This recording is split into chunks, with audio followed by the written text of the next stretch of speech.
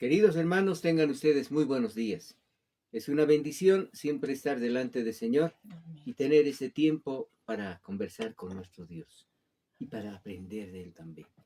Así que en esta mañana lo que vamos a hacer es, lo primero, hablar con Dios. Le invito a que oremos al Señor. Padre bendito, Dios bendito. Señor, en nombre de Cristo Jesús, en esta mañana nos encomendamos a ti, Padre. Pedimos que tú seas guiándonos para aprender tu palabra, para conocer mucho más de ti, Señor. Dios mío, para ser guiados y tener cuidado en todo lo que tenemos que aprender de ti, Señor. Amén, Señor. Padre bendito, en el nombre de Sí, Cristo Señor. Jesús, pido una bendición para todos mis hermanos, quienes están escuchando, Señor, y también para aquellos que por primera vez están viendo este mensaje, este compartimiento de tu palabra, esta enseñanza, Dios mío, puedan acercarse a ti. En el nombre de Cristo Jesús, nuestro Dios. Amén y amén. Amén, Señor. Amén, mis hermanos. Estamos viendo el segundo libro de Samuel. Hemos considerado el capítulo 3. Hemos visto cómo ocurre las cosas que pasan en ese tiempo y cómo Joab había matado a Abner y las cosas que habían pasado. Abner era un general del rey Saúl, ¿verdad? Que una vez que Saúl había muerto, lo había puesto, él puso, dice, al hijo de Saúl, a Isboset, lo puso como rey sobre Israel. Y David estaba reinando en Judá. Y hemos visto cómo hay un enfrentamiento, hay una guerra civil en ese tiempo también. Y nosotros hemos compartido, hemos visto cómo Joab también se levanta y mata a Abner. Y eso es para David un sufrimiento, una tristeza muy grande.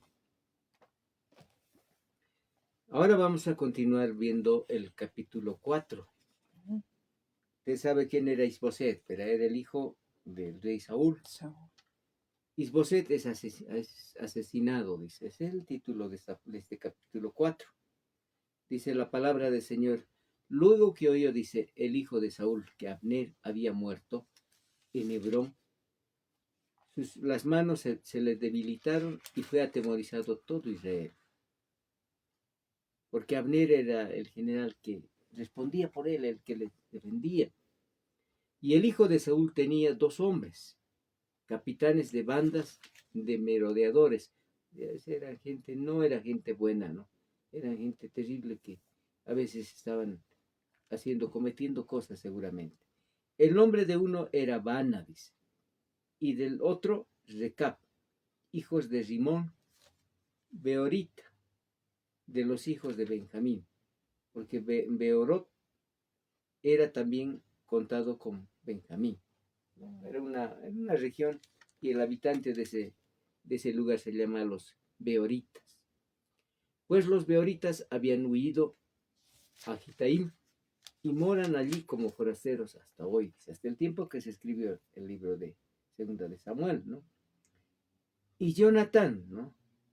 Hijo de Saúl, aquí habla de Jonatán. El hijo de Saúl tenía un hijo lisiado de los pies. Tenía 5 años de edad cuando llegó de Jezreel la noticia de la muerte de Saúl y de Jonatán. Y su nodriza dice que le había tomado a aquel niño y había escapado. Mientras iba huyendo apresuradamente se le había caído el niño y el niño quedó cojo. El nombre de su niño era Mefiboset. Su tío se llamaba Isboset. Este niño se llamaba Mefiboset. Los hijos pues de Rimón, Beorita, Recab y Baana fueron, estos fueron los que le mataron a Isboset. Vamos a leer. Y dice, miren, fueron, dice, y entraron en el mayor calor del día en la casa de Isboset, el cual estaba durmiendo la siesta en su cámara. He aquí que la portera de la casa había estado limpiando trigo, pero se durmió, y fue así como Recab y Baana, su hermano, se introdujeron en la casa. Cuando entraron en la casa, Isboset dormía sobre su lecho, en su cámara, lo hirieron y lo mataron. Miren qué hombres malos. Le cortaron la cabeza y habiéndolo tomado, caminaron toda la noche por el camino del Araba. Y trajeron la cabeza de Isboset a David en Hebrón. David estaba en Hebrón. Y dijeron al rey David, he aquí está la cabeza de Isboset, hijo de Saúl, tu enemigo. Este procuraba matarte. Y Jehová ha vengado hoy a mi señor el rey de Saúl y de su linaje. Y David respondió a Recab y a su hermano Bana, hijos de Simón, Berotita, y les dijo, vive Jehová, que has redimido mi alma de toda angustia. No, yo no estoy angustiado, no me preocupa eso, no me preocupa que me mate ya, porque no podía hacer eso conmigo. Que cuando uno me dio, dice, nuevas diciendo, cuando el que había venido a avisarle a Saúl, ¿se acuerda, verdad? Le había venido a avisar, mire, ha muerto Saúl, yo lo he matado. No, he aquí Saúl ha muerto, imaginándose que traía buenas nuevas. Se va a alegrar seguramente el rey que lo he matado yo, diría, ¿no? Y yo lo prendí, dice, y le maté en Siglag, en pago de la nueva, pues en pago de la noticia que me ha dado, yo lo he matado, porque al final no debería levantar la mano contra el ungido de Dios. Su boca ha sido testigo de que estaba mintiendo. ¿Cuánto más? Les dice, miren, qué tremendo. ¿Cuánto más a los malos hombres que mataron a un hombre justo en su casa y sobre su cama? Ahora pues no he de demandar yo su sangre de vuestras manos y les voy a quitar de la tierra. Entonces David ordenó que a sus servidores y ellos lo mataron y les cortaron las manos y los pies y los colgaron sobre el estanque en Hebrón. Luego tomaron la cabeza de Isboset y la enterraron en el sepulcro de Abner en Hebrón.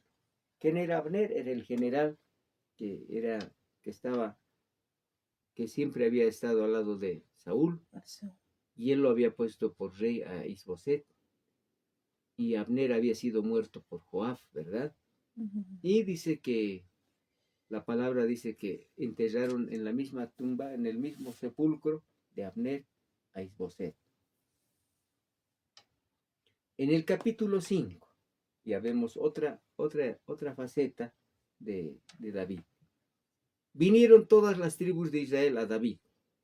Después que ya murieron todos, dijeron, ¿qué vamos a hacer? Vamos donde David.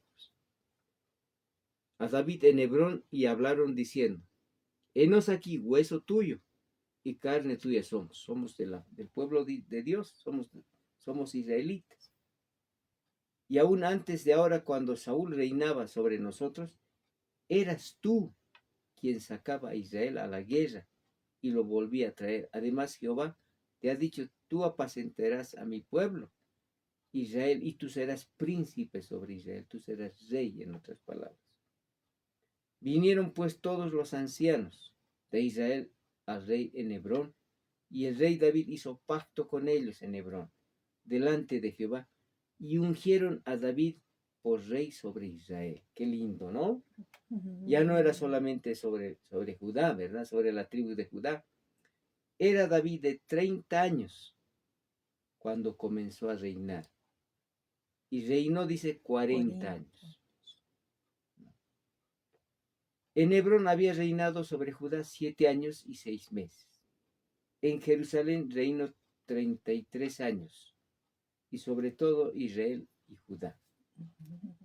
O sea, todo el tiempo que había reinado en Judá y en Israel era 40 años.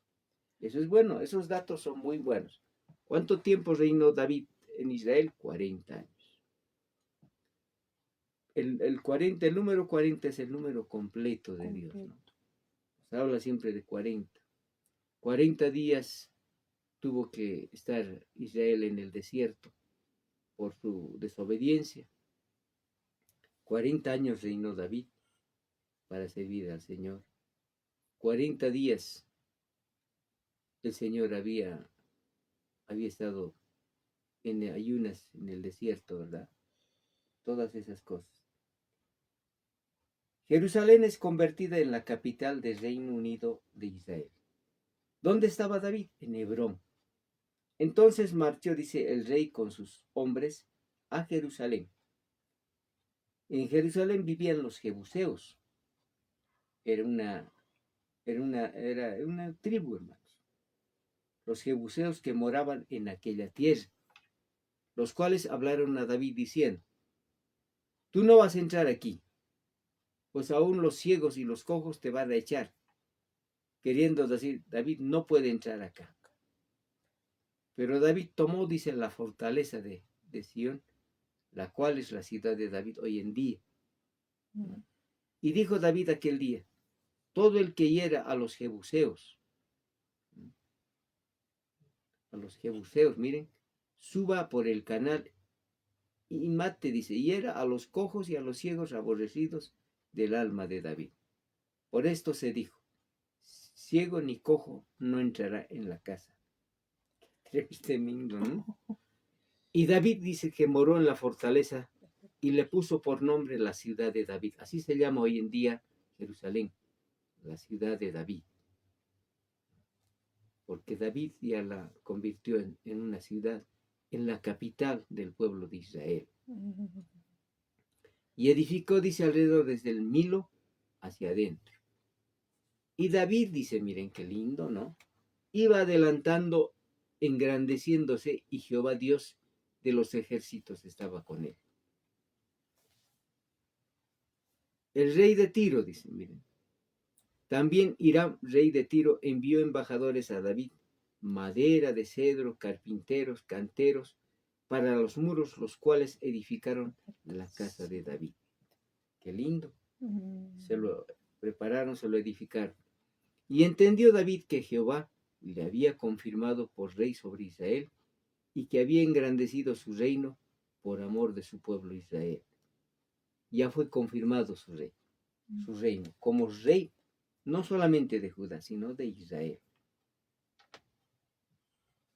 Los versículos 13 al 16 nos habla de la familia, de los hijos que tuvo David. Dice que David había tenido 6 hijos, ¿verdad? ¿Se acuerdan? En el capítulo 3 dice que tuvo 6 hijos, ¿no? Los 6 hijos estaban ahí.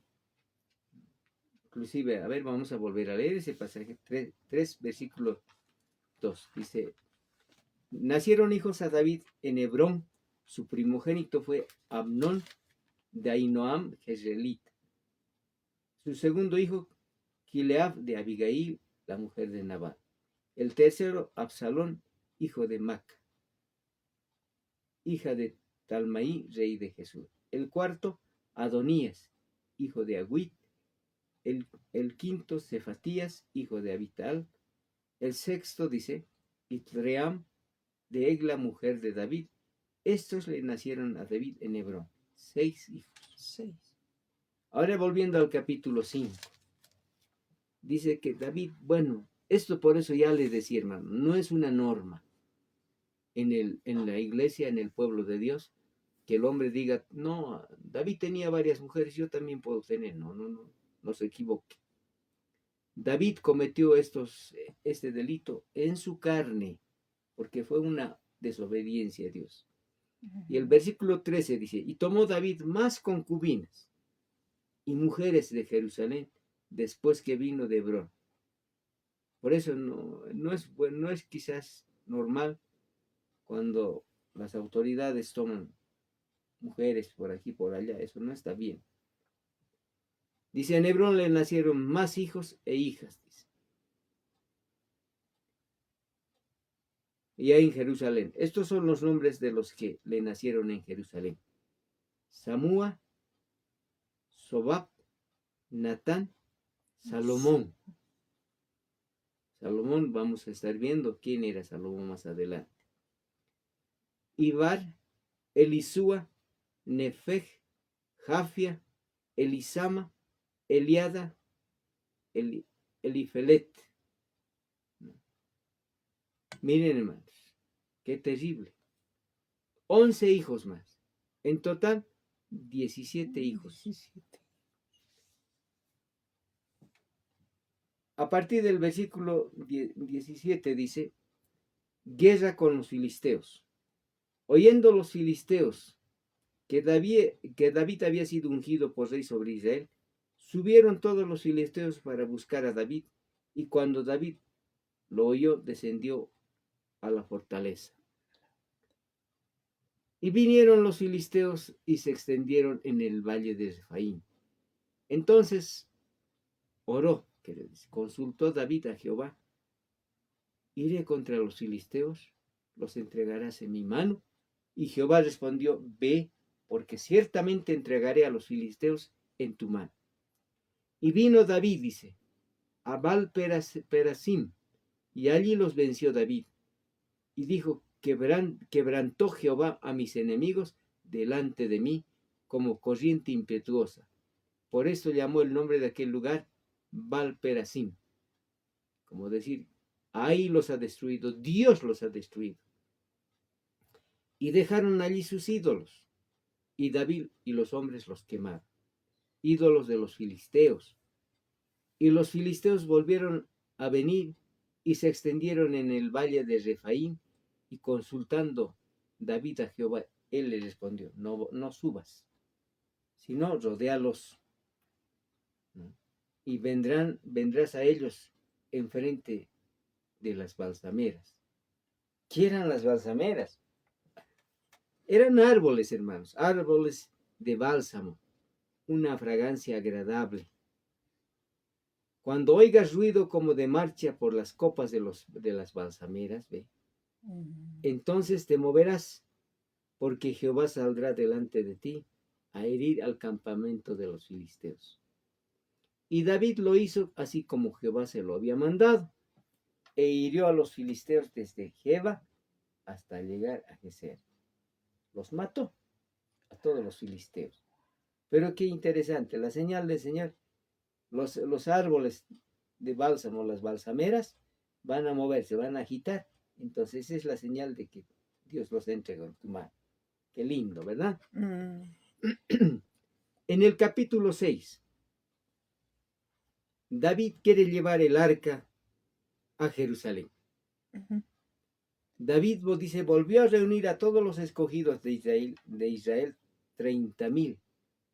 Y se levantó David y partió de Bala de Judá con todo el pueblo que tenía consigo para hacer pasar de allí el arca de Dios, sobre la cual era invocado el nombre de Jehová de los ejércitos, que mora entre los querubines. Pusieron el arca de Dios sobre un carro nuevo y la llevaron de la casa. Qué tremendo, ¿verdad? Cuando habla aquí de un carro nuevo,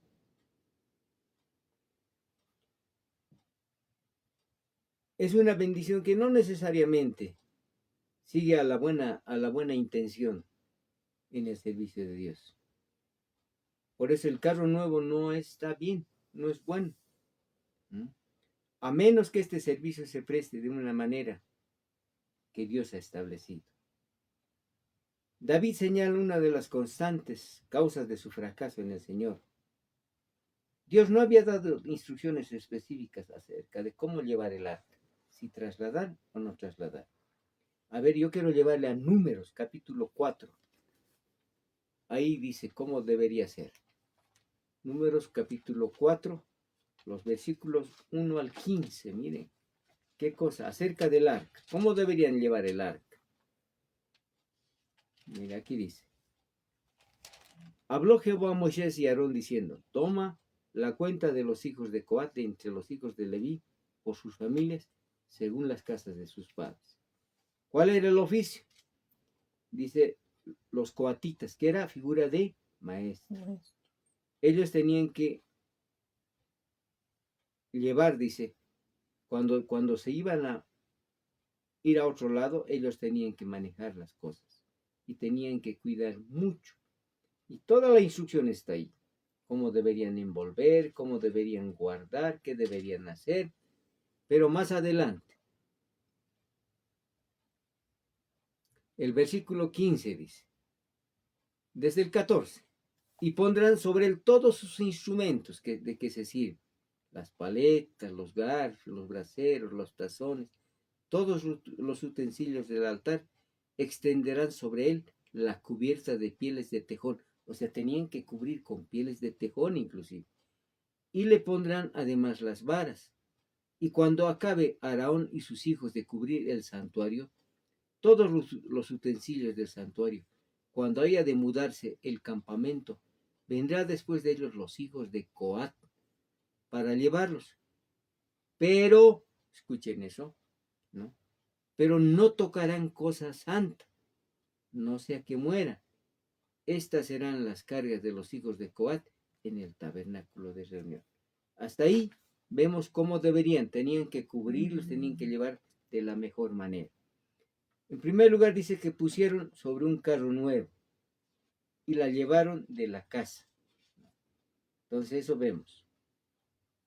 El carro nuevo era una experiencia de los filisteos. Los filisteos cuando habían secuestrado el arca, se lo llevaron, dice, pues a sus ciudades. ¿Y qué les había pasado? Les vino unas llagas, ¿verdad? Unas llagas en todo el cuerpo y además ratones. Entonces, para devolverlo, dice que utilizaron un carro nuevo. Eso vemos en Primera de Samuel. A ver, vamos a Primera de Samuel. Primera de Samuel, capítulo 6. Ahí vamos a ver ahorita. Los versículos 7 y 8 dice lo siguiente. Entonces, ellos dijeron, ¿no? Los filisteos dijeron, hagamos un carro nuevo. Dice el verso 7, 6, 7, Primera de Samuel. Haced pues ahora un carro nuevo y tomad luego 2 vacas que críen, a las cuales no haya sido puesto yugo, y uncid las vacas en el carro y haced volver sus becerros detrás de ella. Y tomaréis luego el arca de Jehová y la pondréis sobre el carro, y las joyas de oro que le habéis de pagar en ofrenda por la culpa las pondréis en una caja al lado de ella y las dejaréis que se vayan. Eso era una muestra, una experiencia de los filisteos. La iglesia hoy en día, hermanos, toma muy en cuenta a veces estos ejemplos de los filisteos y quiere llevarse cosas. A ver, vamos a ir a Primera de Corintios, capítulo 1, 27, 31. Primera de Corintios. Capítulo 1, versículos 27 al 31. Miren, estas son experiencias que a veces utilizamos también nosotros, las personas que no nos damos cuenta, queremos todavía tomar cosas que no son de Dios. Son de Dios. Amén. Dice, pues mirad, hermanos, vuestra vocación, que no sois muchos sabios según la carne, ni muchos poderosos, ni muchos nobles. Dios dice que escogió lo necio del mundo. ¿Qué escoge el hombre hoy en día? Lo mejor. ¿Qué dice? No, este es profesional, este es tal cosa. Dios escogió lo necio del mundo para avergonzar a los sabios. Lo débil escogió para avergonzar a lo fuerte. Lo vil del mundo y lo menospreciado escogió Dios, y lo que no es para deshacer lo que es, a fin de que nadie se jacte en su presencia. Mas por él estáis vosotros en Cristo Jesús, el cual nos ha sido hecho por Dios sabiduría, justificación, santificación y redención, para que, como está escrito, el que se gloríe, gloríese en el Señor. O sea, la gloria es del Señor.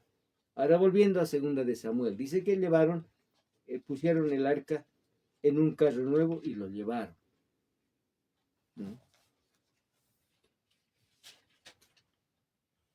Llevaron de la casa de Abinadab. ¿Quién era Abinadab? Era el sacerdote, descendiente de Aarón, que estaba en el collado y tenía 2 hijos. Uno se llamaba Usa y el otro se llamaba Ahío.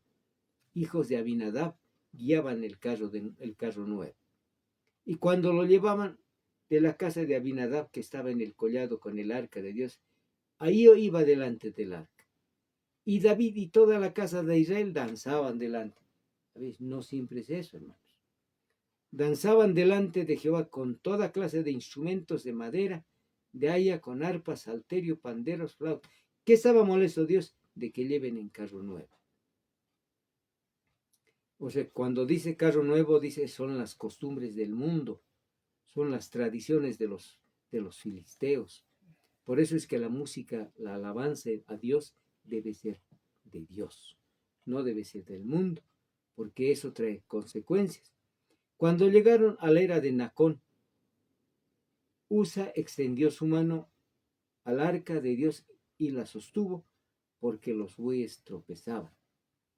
Y el furor de Jehová se encendió contra Usa y lo hirió allí Dios por aquella temeridad, y allí cayó muerto junto al arca de Dios.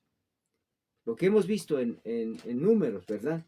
Hemos dicho de que en Números dice de que no debería tocar, no tenían que tocar el arca con la mano. Tenían que ser puesto en el altar. ¿Y quiénes deberían llevar? En el hombro. Entonces vamos a quedar aquí, mis amados hermanos, pero miren, vamos a volver a ver este pasaje. Pero demos gracias a Dios, por favor, démosle siempre gracias a Dios, como Dios nos instruye que debemos tener la presencia de Dios. La presencia de Dios debe estar siempre sobre los sacerdotes, sobre los siervos de Dios. Amén, Señor. En el nombre de Cristo Jesús, Padre bendito, gracias, Dios mío, por todo lo que tú nos enseñas, nos ministras, Señor.